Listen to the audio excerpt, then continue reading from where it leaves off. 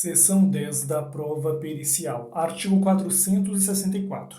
A prova pericial consiste em exame, vistoria ou avaliação. Parágrafo 1º. O juiz indeferirá a perícia quando, inciso 1, a prova do fato não depender de conhecimento especial de técnico, inciso 2, for desnecessária em vista de outras provas produzidas, inciso 3, a verificação for impraticável.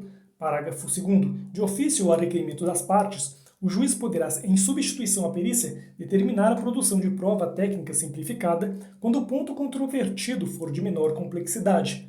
Parágrafo 3º. A prova técnica simplificada consistirá apenas na inquirição de especialista pelo juiz sobre ponto incontrovertido da causa que demande especial conhecimento científico ou técnico.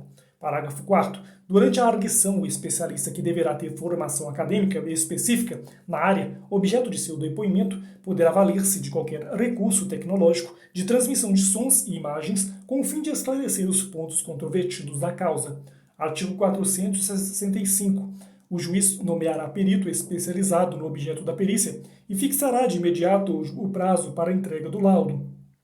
Parágrafo 1º. Incumbe às partes, dentro de 15 dias contados da intimação do despacho de nomeação do perito, inciso 1, arguir o impedimento ou a suspeição do perito, se for o caso, inciso 2, indicar assistente técnico, inciso 3, apresentar quesitos, parágrafo 2º, ciente da nomeação, o perito apresentará em 5 dias, inciso 1, propostas de honorários, inciso 2, currículo com comprovação de especialização, inciso 3, contatos profissionais, em especial o endereço eletrônico para onde serão dirigidas as intimações pessoais. Parágrafo 3º. As partes serão intimadas da proposta de honorários para querendo manifestar-se no prazo comum de 5 dias, após o que o juiz arbitrará o valor, intimando-se as partes para os fins do artigo 95. Parágrafo 4º. O juiz poderá autorizar o pagamento de até 50% dos honorários arbitrados a favor do perito no início dos trabalhos, devendo o remanescente ser pago apenas ao final, depois de entregue o laudo e prestados todos os esclarecimentos necessários. Parágrafo 5º. Quando a perícia for inconclusiva ou deficiente, o juiz poderá reduzir a remuneração inicialmente arbitrada para o trabalho. Parágrafo 6º. Quando tiver de realizar-se por carta, poder-se-á proceder à nomeação do perito e à indicação de assistentes técnicos no juízo ao qual se requisitar a perícia. Artigo 466. O perito cumprirá escrupulosamente o encargo que lhe foi cometido, independentemente de termo de compromisso. Parágrafo 1º. Os assistentes técnicos são de confiança da parte e não estão sujeitos a impedimento ou suspeição. Parágrafo 2º. O perito deve assegurar aos assistentes das partes o acesso e o acompanhamento das diligências e dos exames que realizar, com prévia comunicação comprovada nos autos, com antecedência mínima de 5 dias. Artigo 467. O perito pode excusar-se ou ser recusado por impedimento ou suspeição. Parágrafo único. O juiz, ao aceitar a excusa ou ao julgar procedente a impugnação, nomeará novo perito. Artigo 468. O perito pode ser substituído quando, inciso 1, faltar-lhe conhecimento técnico ou científico, inciso 2, sem motivo legítimo, deixar de cumprir o encargo no prazo que lhe foi assinado. Parágrafo 1º. No caso previsto no inciso 2, o juiz comunicará a ocorrência à corporação profissional respectiva, podendo ainda impor multa ao perito fixada, tendo em vista o valor da causa e o possível prejuízo decorrente do atraso no processo. Parágrafo 2º. O perito substituído restituirá no prazo de 15 dias os valores recebidos pelo trabalho não realizado, sob pena de ficar impedido de atuar como perito judicial pelo prazo de 5 anos. Parágrafo 3º. Não ocorrendo a restituição voluntária de que trata o parágrafo 2º, a parte que tiver realizado o adiantamento dos honorários poderá promover execução contra o perito na forma dos artigos 513 e seguintes deste Código, com fundamento na decisão que determinar a devolução do numerário. Artigo 469. As partes poderão apresentar quesitos suplementares durante a diligência que poderão ser respondidos pelo perito previamente ou na audiência de instrução e julgamento. Parágrafo único. O escrivão dará à parte contrária a ciência da juntada dos quesitos aos autos. Artigo 470. Incumbe ao juiz, inciso 1, indeferir quesitos impertinentes, inciso 2, formular os quesitos que entender necessários ao esclarecimento da causa. Artigo 471. As partes podem, de comum acordo, escolher o perito, indicando-o mediante requerimento, desde que, inciso 1, sejam plenamente capazes, Inciso 2. A causa possa ser revolvida por autocomposição. Parágrafo 1º. As partes, ao escolher o perito, já devem indicar os respectivos assistentes técnicos para acompanhar a realização da perícia, que se realizará em data e local previamente anunciados. Parágrafo 2º. O perito e os assistentes técnicos devem entregar, respectivamente, laudo e pareceres em prazo fixado pelo juiz. Parágrafo 3º. A perícia consensual substitui para todos os efeitos a que seria realizada por perito nomeado pelo juiz. Artigo 472. O juiz poderá dispensar prova pericial quando as partes, na inicial e na contestação, apresentarem sobre as questões de fato pareceres técnicos ou documentos elucidativos que considerar suficientes. Artigo 473. O laudo pericial deverá conter, inciso 1, a exposição do objeto da perícia, inciso 2, a análise técnica ou científica realizada pelo perito, inciso 3, a indicação do método utilizado, esclarecendo e demonstrando ser predominantemente aceito pelos especialistas da área do conhecimento da qual se originou.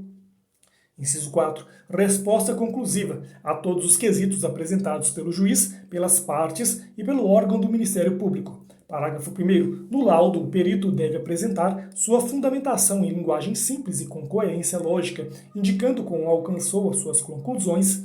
Parágrafo 2º. É vedado ao perito ultrapassar os limites de sua designação, bem como emitir opiniões pessoais que excedam o exame técnico ou científico do objeto da perícia.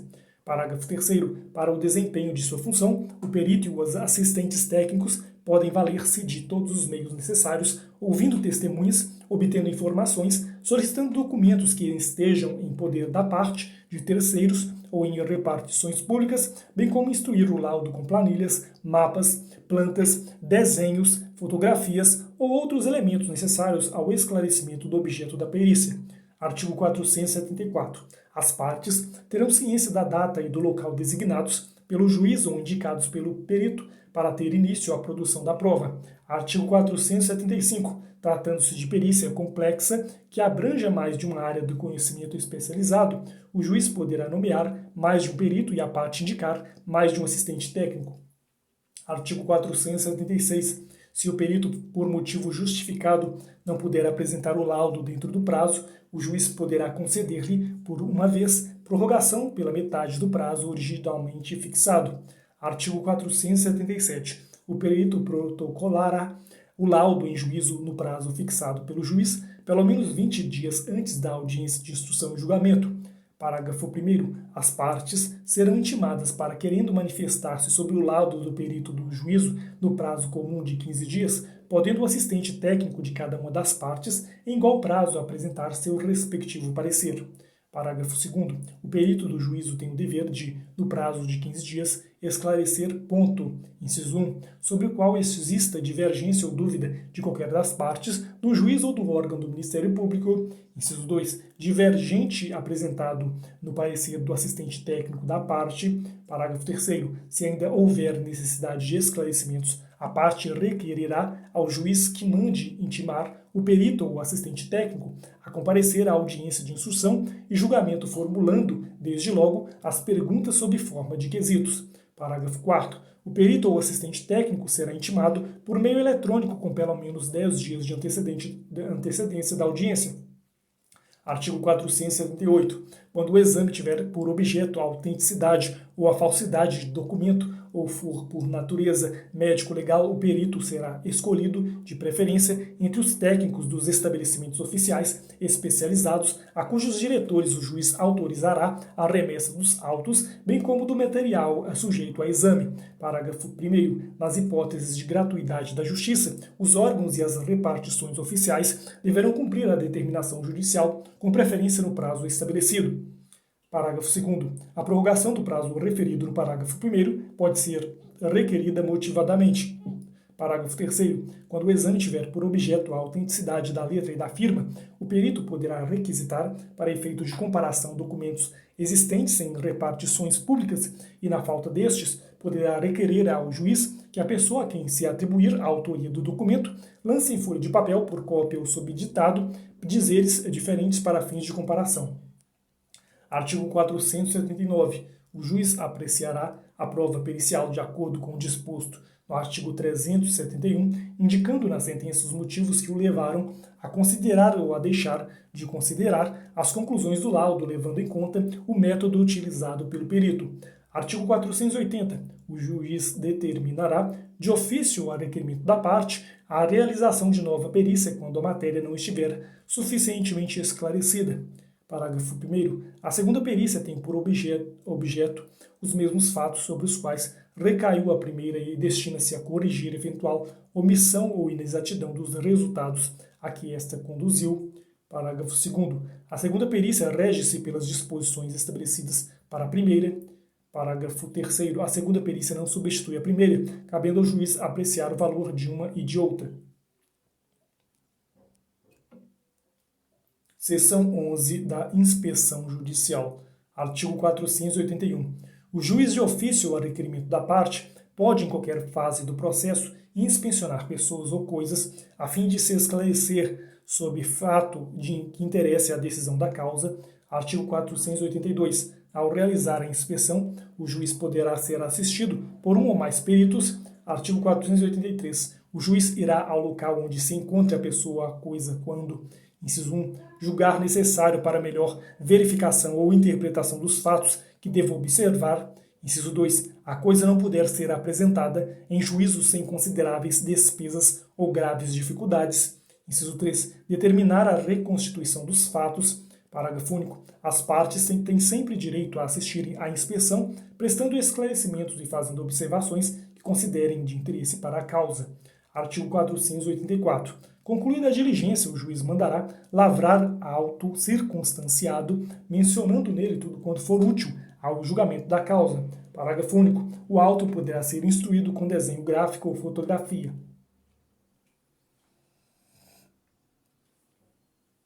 Capítulo 13 da sentença e da coisa julgada. Seção 1. Disposições gerais. Artigo 485. O juiz não resolverá o mérito quando, inciso 1, indeferir a petição inicial. Inciso 2, o processo ficar parado durante mais de um ano por negligência das partes. Inciso 3, por não promover os atos e as diligências que lhe incumbir o autor abandonar a causa por mais de 30 dias. Inciso 4, verificar a ausência de pressupostos de constituição e de desenvolvimento válido e regular do processo. Inciso 5, reconhecer a existência de perempção, de litispendência ou de coisa julgada. Inciso 6, verificar a ausência de legitimidade ou de interesse processual. Inciso 7, acolher a alegação de existência de convenção de arbitragem ou quando o juízo arbitral reconhecer sua competência. Inciso 8, homologar a desistência da ação. Inciso 9, em caso de morte da parte, a ação for considerada intransmissível por disposição legal. E, inciso 10, nos demais casos previstos neste Código. Parágrafo 1º. Nas hipóteses descritas no inciso 2 e 3, a parte será intimada pessoalmente para suprir a falta no prazo de 5 dias. Parágrafo 2º. No caso do parágrafo 1º, quando ao inciso 2 as partes pagarão proporcionalmente as custas e quanto ao inciso 3, o autor será condenado ao pagamento das despesas e dos honorários de advogado. Parágrafo 3º. O juiz conhecerá de ofício da matéria constante dos incisos 4, 5, 6 e 9 em qualquer tempo e grau de jurisdição, enquanto não ocorrer o trânsito em julgado. Parágrafo 4º. Oferecida a contestação, o autor não poderá, sem o consentimento do réu, desistir da ação. Parágrafo 5º. A desistência da ação pode ser apresentada até a sentença. Parágrafo 6º. Oferecida a contestação, a extinção do processo por abandono da causa pelo autor depende do requerimento do réu. Parágrafo 7º. Interposta a apelação em qualquer dos casos de que tratam os incisos deste artigo, o juiz terá 5 dias para retratar-se. Artigo 486. O pronunciamento judicial que não resolve o mérito não obsta a que a parte proponha de novo a ação. Parágrafo 1º. No caso de extinção em razão de litispendência e nos casos dos incisos 1, 4, 6 e 7 do artigo 485, a propositura de nova ação depende da correção do vício que levou à sentença sem resolução do mérito. Parágrafo 2º. A petição inicial, todavia, não será despachada sem a prova do pagamento ou do depósito das custas dos honorários de advogado. Parágrafo 3º. Se o autor der causa por 3 vezes A sentença fundada em abandono da causa não poderá propor nova ação contra o réu com o mesmo objeto, ficando-lhe ressalvada, entretanto, a possibilidade de alegar em defesa do seu direito. Artigo 487. Haverá resolução de mérito quando o juiz, inciso 1, acolher ou rejeitar o pedido formulado na ação ou na reconvenção, inciso 2, decidir de ofício ou requerimento sobre a ocorrência de decadência ou prescrição, inciso 3, homologar, a linha A, o reconhecimento da procedência do pedido formulado na ação ou na reconvenção, a linha B, a transação, a linha C, a renúncia ou a pretensão formulada na ação ou na reconvenção. Parágrafo único. Ressalvada a hipótese do parágrafo 1º do artigo 332, a prescrição e a decadência não serão reconhecidas sem que antes seja dada às partes oportunidade de manifestar-se. Artigo 488. Desde que possível, o juiz resolverá o mérito sempre que a decisão for favorável à parte a quem aproveitaria eventual pronunciamento nos termos do artigo 485. Seção 2 dos elementos e dos efeitos da sentença. Artigo 489. São elementos essenciais da sentença, inciso 1, o relatório que conterá os nomes das partes, a identificação do caso, com a suma do pedido e a da contestação, e o registro das principais ocorrências havidas no andamento do processo. Inciso 2, os fundamentos em que o juiz analisará as questões de fato e de direito. Inciso 3, o dispositivo em que o juiz resolverá as questões principais em que as partes lhe submeterem. Parágrafo 1º. Não se considera fundamentada qualquer decisão judicial, seja ela interlocutória, sentença ou acórdão que, inciso 1, se limitar à indicação, à reprodução ou à paráfrase de ato normativo sem explicar a sua relação com a causa ou a questão decidida. Inciso 2, empregar conceitos jurídicos indeterminados sem explicar o motivo concreto de sua incidência no caso. Inciso 3, invocar motivos que se prestariam a justificar qualquer outra decisão. Inciso 4, não enfrentar todos os argumentos deduzidos no processo capazes de, em tese, infirmar a conclusão adotada pelo julgador. Inciso 5, se limitar a invocar precedente ou enunciado de súmula, sem identificar seus fundamentos determinantes, nem demonstrar que o caso sob julgamento se ajusta àqueles fundamentos. Inciso 6, deixar de seguir enunciado de súmula, jurisprudência ou precedente invocado pela parte, sem demonstrar a existência de distinção no caso em julgamento ou a suspeição do entendimento. Parágrafo 2º. No caso de colisão entre normas, o juiz deve justificar o objeto e os critérios gerais da ponderação efetuada, enunciando as razões que autorizam a interferência na norma afastada e as premissas fáticas que fundamentam a conclusão. Parágrafo 3º. A decisão judicial deve ser interpretada a partir da conjugação de todos os seus elementos e em conformidade com o princípio da boa-fé. Artigo 490. O juiz resolverá o mérito acolhendo ou rejeitando, no todo ou em parte, os pedidos formulados pelas partes. Artigo 491. Na ação relativa à obrigação que pagar quantia, ainda que formulado pedido genérico, a decisão definirá, desde logo, a extensão da obrigação, o índice de correção monetária, a taxa de juros, o termo inicial de ambos e a periodicidade da capitalização dos juros, se for o caso, salvo quando, inciso 1, não for possível determinar de modo definitivo o montante devido, inciso 2, a apuração do valor devido depender da produção de prova de realização demorada ou excessivamente dispendiosa, assim reconhecida na sentença.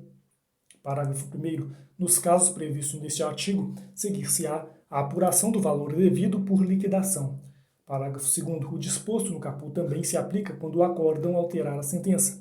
Artigo 492. É vedado ao juiz proferir decisão de natureza diversa da pedida, bem como condenar a parte em quantidade superior ou em objeto diverso que lhe foi demandado.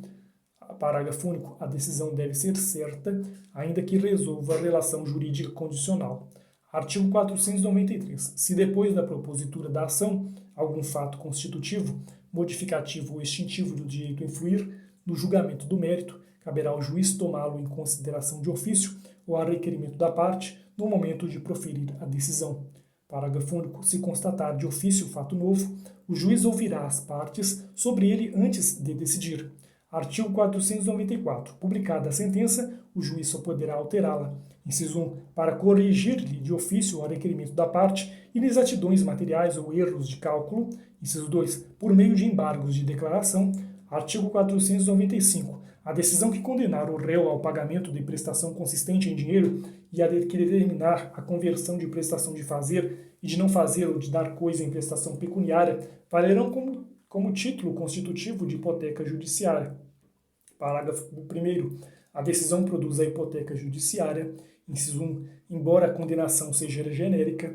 Inciso 2. Ainda que o credor possa promover o cumprimento provisório da sentença ou esteja pendente arresto sobre bem do devedor. Inciso 3. Mesmo que impugnada por recurso dotado de efeito suspensivo. Parágrafo 2º. A hipoteca judiciária poderá ser realizada mediante a apresentação de cópia da sentença perante o cartório de registro imobiliário, independentemente de ordem judicial, de declaração expressa do juiz ou de demonstração de urgência. Parágrafo 3º. No prazo de até 15 dias da data da realização da hipoteca, a parte informará ao juízo da causa, que determinará a intimação da outra parte para que tome ciência do ato. Parágrafo 4º. A hipoteca judiciária, uma vez constituída, implicará para o credor hipotecário o direito de preferência quanto ao pagamento em relação a outros credores, observada a prioridade no registro.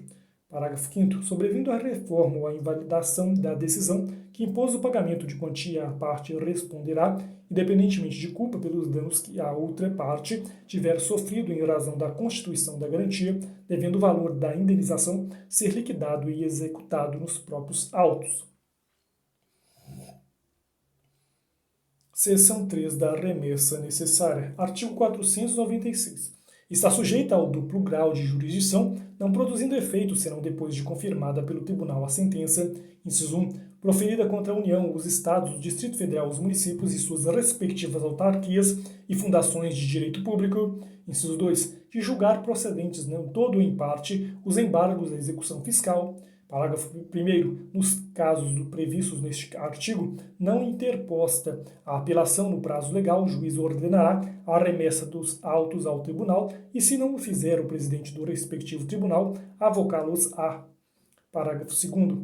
Em qualquer dos casos referidos no parágrafo 1º, o tribunal julgará a remessa necessária. Parágrafo 3º. Não se aplica o disposto nesse artigo quando a condenação ou o proveito econômico obtido na causa for de valor certo e líquido inferior a, inciso 1, 1.000 salários mínimos para a União e as respectivas autarquias e fundações de direito público, inciso 2, 500 salários mínimos para os Estados, o Distrito Federal, as respectivas autarquias e fundações de direito público e os municípios que constituam capitais dos Estados, inciso 3, 100 salários mínimos para todos os demais municípios e respectivas autarquias e fundações de direito público. Parágrafo 4º. Também não se aplica o disposto neste artigo quando a sentença estiver fundada em, inciso 1, súmula de Tribunal Superior, inciso 2, acórdão proferido pelo Supremo Tribunal Federal ou pelo Superior Tribunal de Justiça em julgamento de recursos repetitivos, inciso 3, entendimento firmado em incidente de resolução de demandas repetitivas ou de assunção de competência,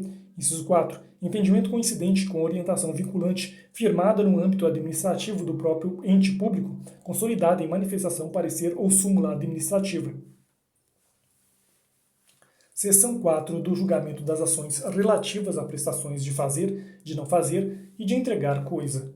Artigo 497. Na ação que tenha por objeto a prestação de fazer ou de não fazer, o juiz, se procedente o pedido, concederá a tutela específica ou determinará providências que assegurem a obtenção de tutela pelo resultado prático equivalente. Parágrafo único. Para a concessão de tutela específica destinada a inibir a prática, a reiteração ou a continuação de um ato ilícito ou a sua remoção é irrelevante em a demonstração da ocorrência de dano ou da existência de culpa ou dolo.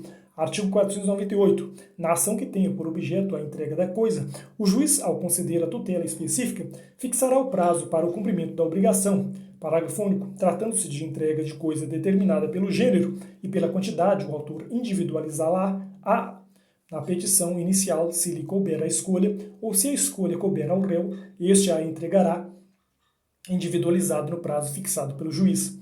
Artigo 499. A obrigação somente será convertida em perdas e danos se o autor o requerer ou, se impossível, a tutela específica ou a obtenção de tutela pelo resultado prático equivalente.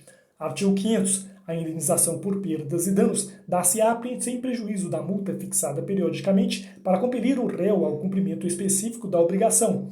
Artigo 501. Na ação que tenha por objeto a emissão de declaração de vontade, a sentença que julgar procedente o pedido, uma vez transitada em julgado, produzirá todos os efeitos da declaração não emitida.